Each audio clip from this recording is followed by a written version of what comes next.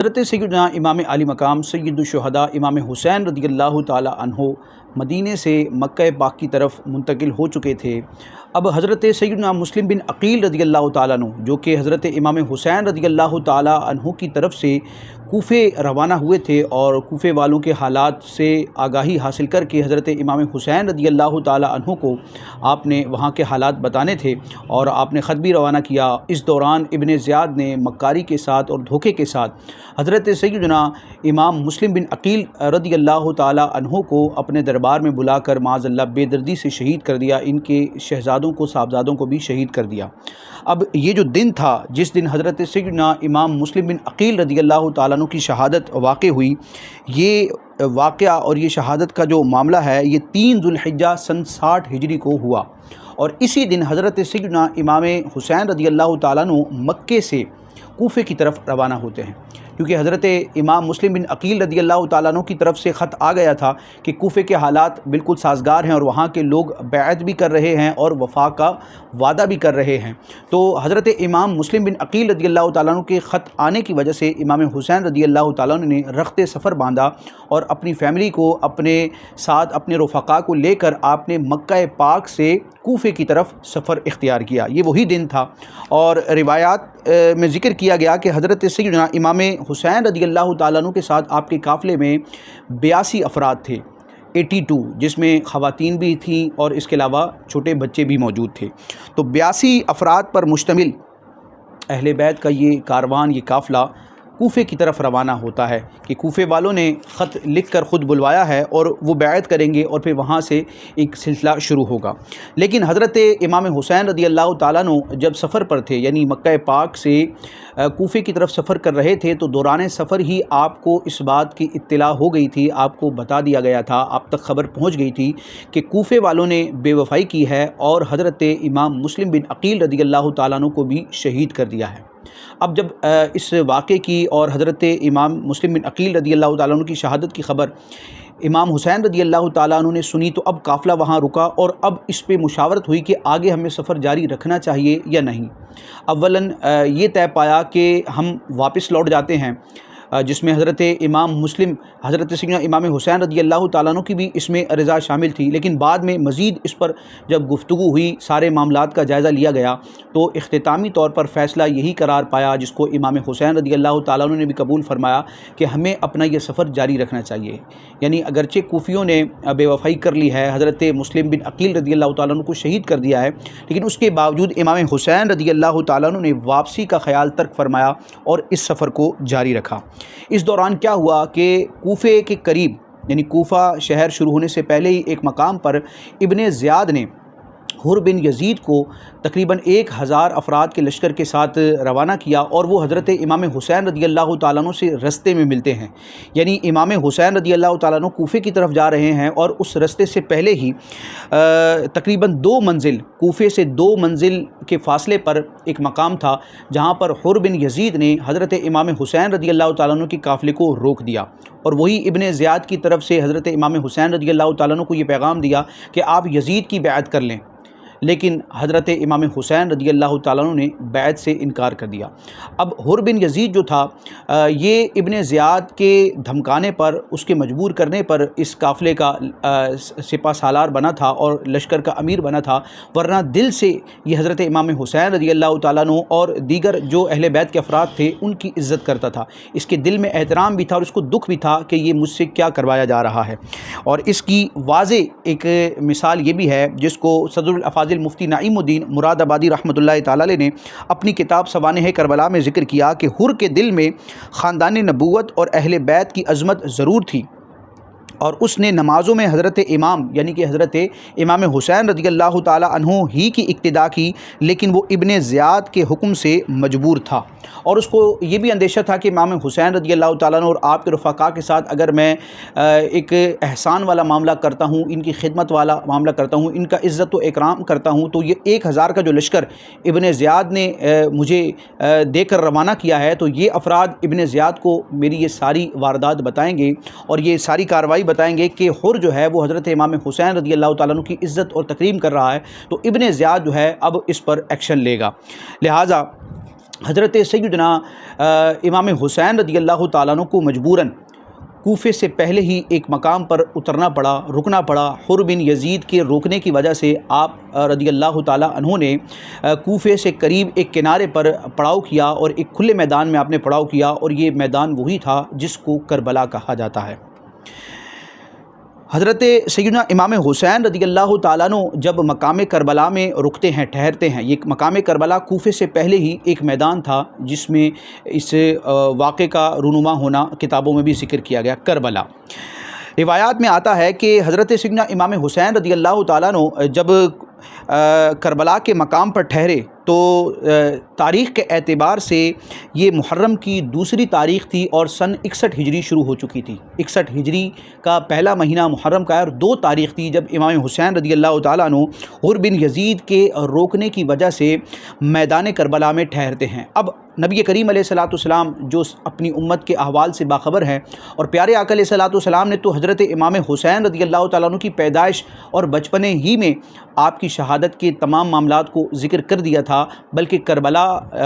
کا جو میدان ہے، اس کی مٹی، وہ مقام جہاں حضرت امام حسین رضی اللہ تعالیٰ عنہ کو ظلماً شہید کیا گیا، اس مقام کی مٹی بھی جبریل امین نے بارگاہ رسالت میں حاضر کی، اور آپ رضی اللہ تعالیٰ عنہ نے حضرت ام سلمہ رضی اللہ تعالیٰ عنہا کو وہ مٹی دی۔ اور اس طرح کے مضامین بھی موجود ہیں کہ اے ام سلمہ کہ جب یہ مٹی سرخ ہو جائے تو سمجھ جانا کہ میرے نواسے حسین کو شہید کر دیا گیا ہے۔ روایات میں آتا ہے کہ حضرت سیدنا امام حسین رضی اللہ تعالیٰ عنہ جب مقام کربلا میں ٹھہرے تو خواب میں آپ رضی اللہ تعالیٰ عنہ نے اپنے نانا جان رحمت عالمیان صلی اللہ تعالیٰ علیہ وآلہ وسلم کی زیارت کی۔ نبی کریم علیہ الصلوۃ والسلام نے آپ کو یعنی کہ امام حسین کو شہادت کی خبر دی، اور آپ کے سینہ مبارک پر اپنا دست اقدس رکھ کر دعا فرمائی، اللہم اعط الحسین صبرا و اجرا۔ یہ خواب کا معاملہ ہے کہ نبی کریم علیہ الصلوۃ والسلام نے اپنے نواسے امام حسین رضی اللہ تعالیٰ عنہ کو خواب میں اپنی زیارت کروائی، اور انہیں شہادت کی خبر بھی دی کہ اب آپ کو شہید کیا جائے گا، اور پھر امام حسین رضی اللہ تعالیٰ عنہ کے سینے پر ہاتھ رکھ کے نبی کریم علیہ الصلوۃ والسلام نے رب کی بارگاہ میں دعا کی کہ اے اللہ میرے حسین کو صبر اور اجر عطا فرما۔ اب یہ معاملہ کتنا عجیب ہے کہ وہ کوفے والے جنہوں نے خط لکھ کر یہ عرض کی تھی کہ آپ کوفے تشریف لائیں تو ہم آپ کے ہاتھ پر بیعت کریں گے، لیکن اب یہی کوفی تھے کہ جو حضرت امام حسین رضی اللہ تعالیٰ عنہ سے بے وفائی پر اتر آئے، اور اب معاذ اللہ امام حسین رضی اللہ تعالیٰ عنہ کو مجبور کرنا شروع کیا کہ آپ یزید کی بیعت کر لیں۔ یعنی بلایا اس لیے تھا کہ ہم آپ کی بیعت کریں گے، لیکن اب مجبور کیا جا رہا ہے کہ آپ یزید جیسے بدبخت اور فاسق و فاجر اور بدکار شخص کی بیعت کر لیں۔ اور یہ کوفی اتنے ظالم تھے جو ابن زیاد کے حکم پر اور اس کے ڈرانے، اس کے بہکانے اور اس کے ذہن سازی کرنے کے نتیجے میں اس قدر بے وفا اور اس قدر جابر اور اس قدر ظالم اور بے رحم ہو گئے کہ انہوں نے حضرت امام حسین رضی اللہ تعالیٰ عنہ کی بیعت نہیں کی، بلکہ حضرت امام حسین کو یزید کی بیعت پر مجبور کیا، اور آپ مقام کربلا میں جہاں رکے تھے تو آپ کو نہ کوفے شہر میں داخل ہونے دیا اور نہ ہی واپس اپنے وطن جانے دیا، بلکہ حضرت امام حسین رضی اللہ تعالیٰ عنہ کو گویا کہ چاروں طرف سے گھیر لیا گیا اور اس بات پر مجبور کیا گیا کہ اب آپ بیعت کریں ہی کریں۔ لیکن حضرت سیدنا امام حسین رضی اللہ تعالیٰ عنہ جو تھے وہ استقامت کا پہاڑ تھے۔ اب حضرت سیدنا امام حسین رضی اللہ تعالیٰ عنہ جب کربلا کے مقام پر ٹھہرے تو ابن زیاد نے ایک مکتوب بھیجا، ایک خط بھیجا، اور اس میں بھی اسی بات کا اصرار تھا، وہی پرانی بات کہ یزید کے ہاتھ پر آپ بیعت کر لیجئے۔ لیکن حضرت سیدنا امام حسین رضی اللہ تعالیٰ عنہ نے یزید کی بیعت سے انکار کر دیا۔ صدر الافاضل مفتی نعیم الدین مراد آبادی رحمۃ اللہ تعالیٰ علیہ سوانح کربلا میں اس بات کو یوں ذکر کرتے ہیں کہ ابھی اطمینان سے بیٹھنے اور تھکان دور کرنے کی صورت بھی نہ آئی تھی کہ حضرت امام یعنی کہ امام حسین رضی اللہ تعالیٰ عنہ کی خدمت میں ابن زیاد کا ایک مکتوب، ایک لیٹر، ایک خط پہنچا، جس میں اس نے حضرت امام سے یزید ناپاک کی بیعت طلب کی تھی۔ حضرت امام نے وہ خط حضرت امام حسین رضی اللہ تعالیٰ عنہ نے وہ خط پڑھ کر ڈال دیا اور قاصد سے کہا میرے پاس اس کا کوئی جواب نہیں ہے۔ تو اب حضرت سیدنا امام حسین رضی اللہ تعالیٰ عنہ نے جب انکار کیا تو اب ابن زیاد کو بھی اس کا علم ہو گیا کہ اب معاملہ معاذ اللہ جنگ کی طرف جائے گا۔ اب آگے جو معاملہ بیان کیا گیا، ایک لشکر ابن زیاد نے تیار کیا اور اس کا سپہ سالار کس کو بنایا؟ روایتوں میں بعض جگہوں پر اس کا نام آیا ہے عمر بن سعد، اور بعض روایات میں ہے عمر بن سعد۔ عمر بن سعد یا عمر بن سعد، جس کو ابن سعد بھی کہا جاتا ہے، ابن سعد نامی شخص کو ابن زیاد نے اپنے لشکر کا سپہ سالار بنایا۔ اور یہ ابن سعد کون تھا؟ یہ ملک رے کا گورنر تھا۔ اب ملک رے کیا ہے؟ تو صدر الافاضل ذکر کرتے ہیں سوانح کربلا میں کہ رے خراسان کا ایک شہر ہے جو آج کل ایران کا دارالسلطنت ہے، اور اس کو تہران کہتے ہیں۔ یعنی موجودہ دور میں اب جو تہران ہے یہ پہلے رے کے نام سے مشہور تھا، اور اس رے نامی علاقے کا یہ گورنر تھا ابن سعد، عمر بن سعد یا ابن سعد۔ تو ابن زیاد نے لشکر تیار کیا اور اس لشکر کا سپہ سالار اس ابن سعد کو بنایا۔ ابن سعد جو تھا کہ حضرت امام حسین رضی اللہ تعالیٰ عنہ اور اہل بیت کے فضائل سے واقف تھا۔ ابتداءً اس نے پہلو تہی کرنا چاہا، یعنی عذر پیش کیا اور یہ گویا کہ بہانہ کرنے لگا کہ میں اس لشکر کا سپہ سالار نہ بنوں، کیونکہ معاذ اللہ آگے اب جو امام حسین رضی اللہ تعالیٰ عنہ اور اہل بیت پر جو ظلم ہونا ہے تو اس میں میرا حصہ نہ ہو۔ اس نے ابتداءً کوشش کی کہ میں اس مارکے سے پیچھے ہٹ جاؤں، سپہ سالار نہ بنوں، اور یہ سارا ظلم اور بربریت اور جو بھی گناہ اور جرم ہوگا میں اس سے باز رہوں۔ لیکن ابن زیاد نے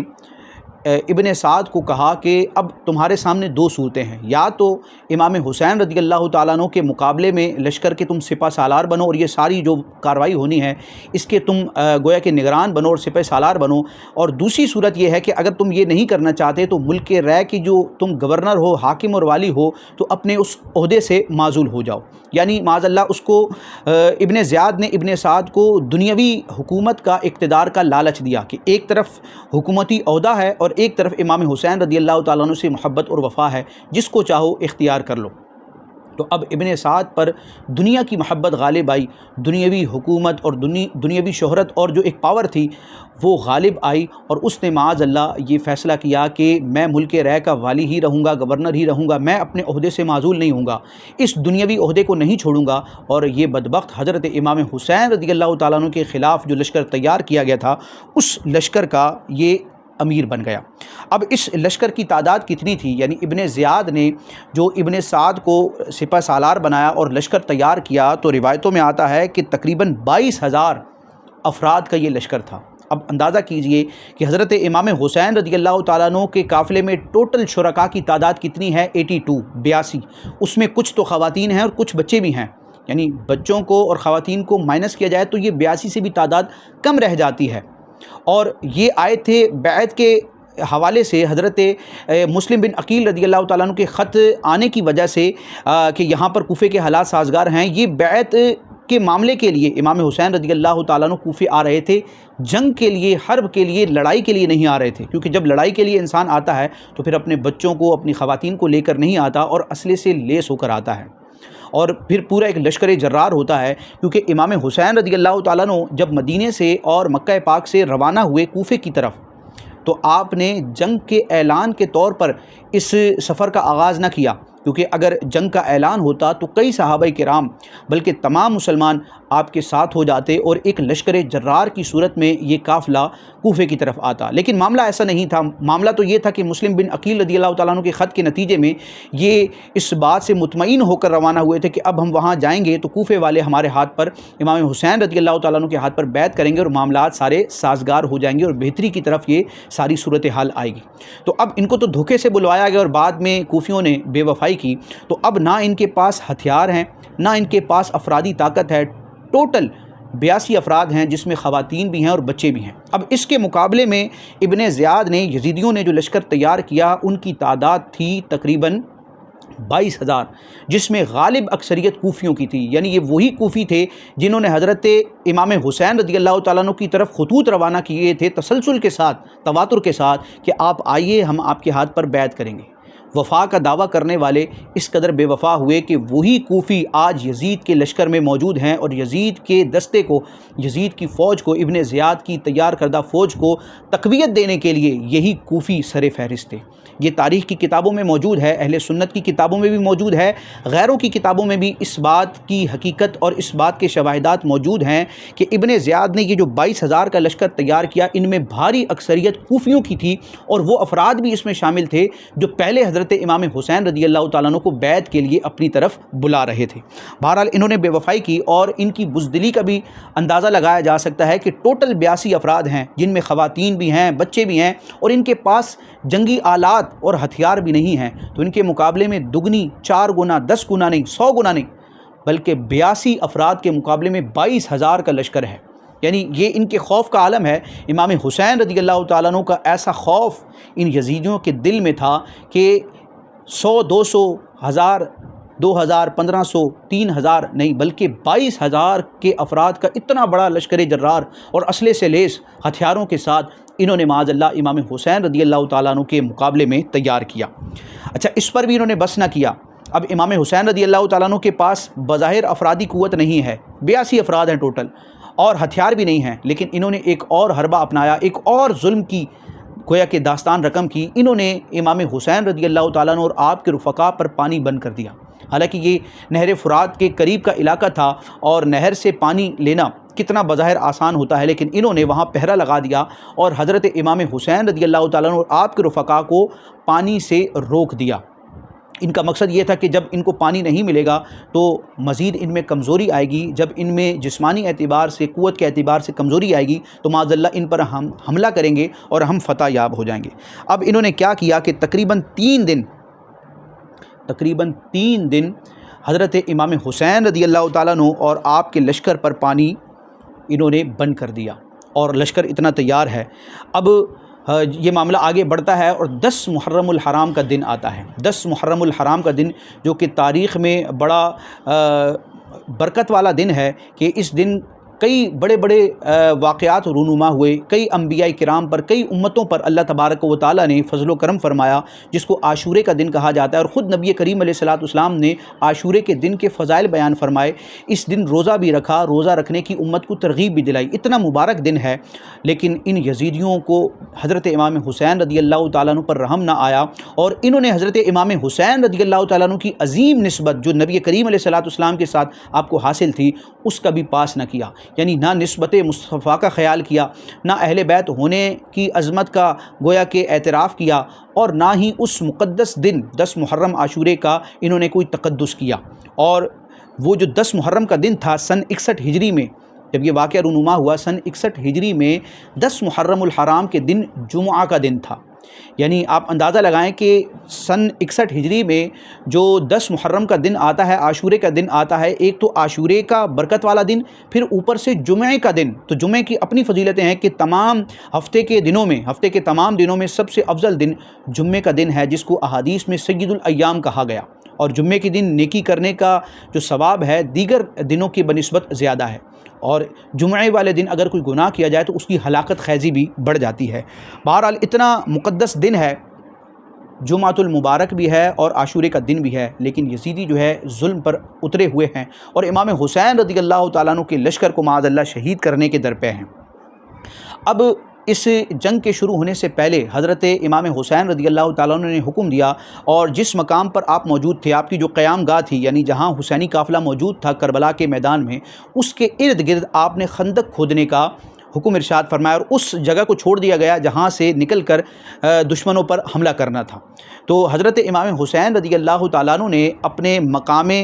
رہائش، جو آپ کی اقامت کا ٹھہرنے کا مقام تھا، اس کے ارد گرد خندق کھدوانے کا حکم دیا، اور اس خندق میں آگ جلوا دی گئی، اس لیے کہ جو اہل بیت کے افراد ہیں جو اس خندق کے